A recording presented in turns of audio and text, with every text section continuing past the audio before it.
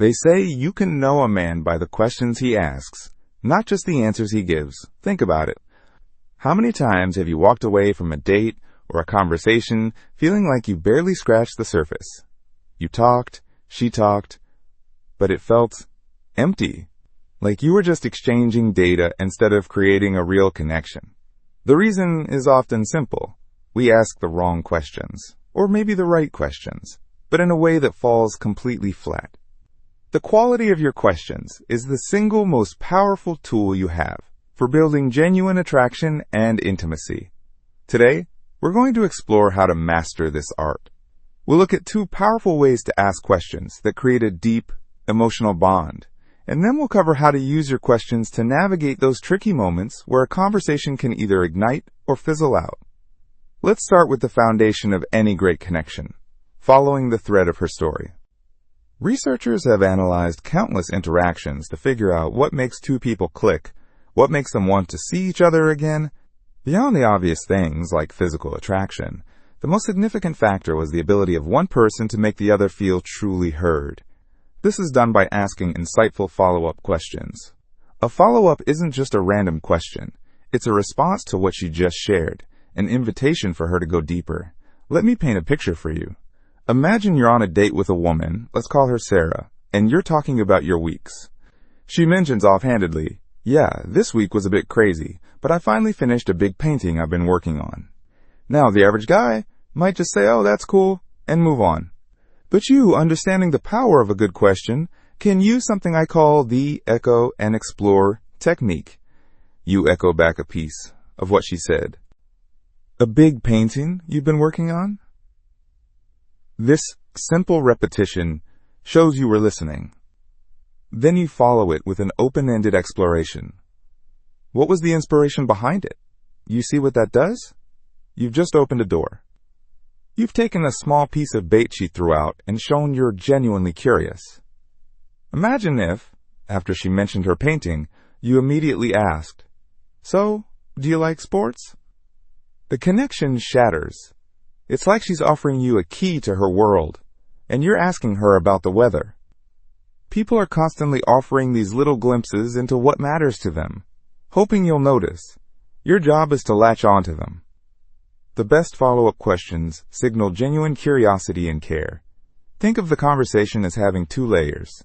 There's the surface layer, the facts, the explicit things she's saying. "I'm a graphic designer. I went to Italy last year." But underneath that is the emotional core, the underlying material. This is where her values, her passions, and her true personality reside. Your goal is to use your questions to gently probe beneath the surface. When she says she's a graphic designer, instead of just saying cool, you can ask, what kind of projects make you feel the most creative? Or what's the most challenging part of bringing an idea to life for a client? See the difference? You're moving from the what to the why and the how, Gaius. You're not just asking about her job, you're asking about her experience of her job. People rarely get asked these kinds of questions, and when you're the one who asks, you become memorable. You're not just another guy. You're the one who actually gets her. To really make her feel a spark, you need to aim your follow-ups at the emotions behind her words. Most conversations are boring because they stay stuck on facts and logic. Here are a few areas you can gently guide the conversation towards to build that emotional connection. First, her experiences. Start with a simple question like, "What's been your favorite adventure so far?" And when she answers, follow up with questions that explore her feelings about it. How did you feel the moment you reached the top of that mountain? What was it like to see that landmark in person for the first time? Second, her dreams and aspirations. You could ask, if you could do anything for a living and knew you couldn't fail, what would you do? Then follow up with, how would it feel to wake up every day and do that? What excites you the most about that idea? Third, her passions. Ask her directly, what's something you could talk about for hours? And when she tells you, dive in with curiosity. What is it about that subject that fascinates you so much? How do you feel when you're completely absorbed in it? By focusing the spotlight of your questions on the emotional landscape of her life, you're showing her that you don't just see her, you feel her. That's incredibly attractive. This brings us beautifully to the next crucial point. You have to start safe, and then build the intensity. You can't just jump into the deep end of the pool on the first date and ask about her deepest fears or her life's purpose. That's like trying to kiss someone before you've even said hello. It's too much, too soon. Building intimacy is a gradual process. You need to earn the right to ask deeper questions. There was a famous study by a psychologist named Arthur Aaron that you might have heard of, often called the 36 questions that lead to love. The experiment had two strangers ask each other a series of questions for about 45 minutes. What they found was that the pairs who went through these specific questions felt a much stronger connection than pairs who just made small talk. Some even got married. The secret wasn't just in the questions themselves, but in their structure. They were divided into 3 sets, and each set became progressively more personal and vulnerable. The first set was light and easy. Questions like, given the choice of anyone in the world, whom would you want as a dinner guest? And would you like to be famous? In what way? These are safe, playful questions that allow you to get a feel for each other.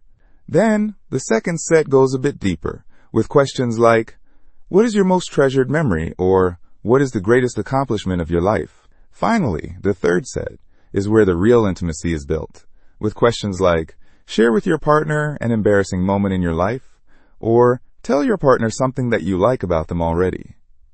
The key principle here is reciprocal self-disclosure. You reveal a little something about yourself, which makes her feel safe, to reveal a little something about herself. It's a dance.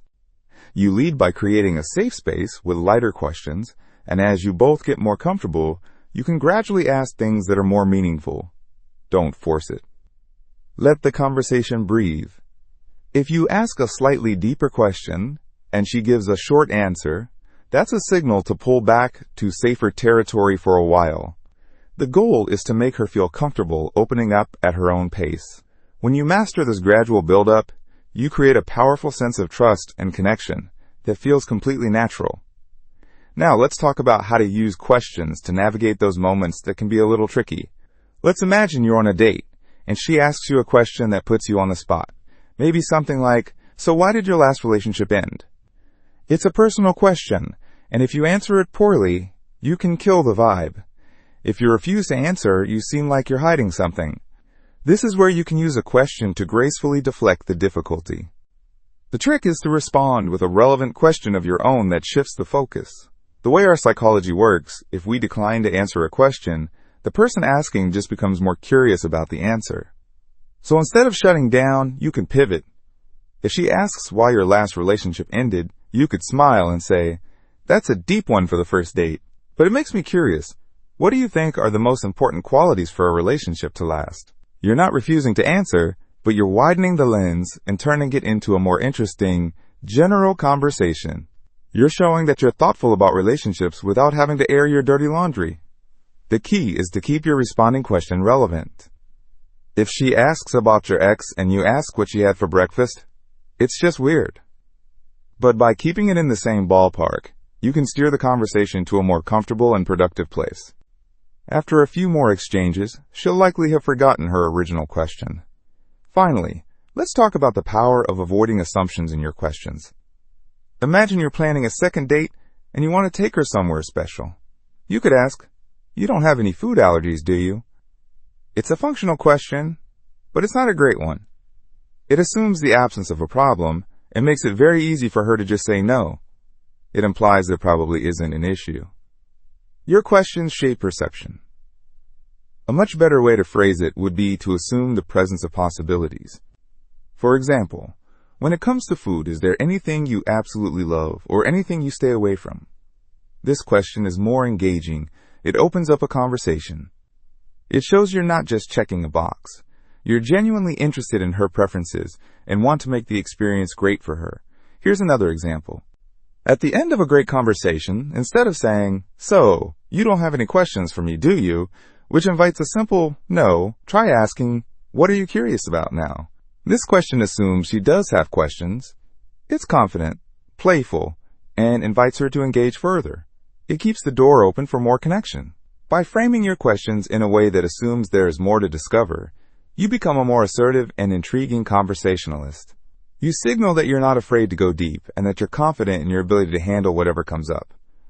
So, to wrap it all up, first, become a master of the follow-up question. Listen for the emotional bait she offers and show your interest by exploring the feelings behind her stories. Use the echo and explore technique to show you're paying attention. Second, remember to start safe, then build. Create a comfortable space with lighter questions first, and gradually increase the depth as you build trust and rapport. It's a dance of reciprocal self-disclosure. Third, learn to deflect difficulty with a relevant question of your own. When faced with a tricky question, pivot gracefully to keep the conversation positive and flowing. And fourth, avoid making negative assumptions in your questions. Frame them in a way that invites curiosity and opens up possibilities, showing that you're thoughtful and considerate. Master these techniques, and you'll stop having pointless conversations. You'll start creating genuine, memorable connections that make women not just like you, but feel deeply drawn to you.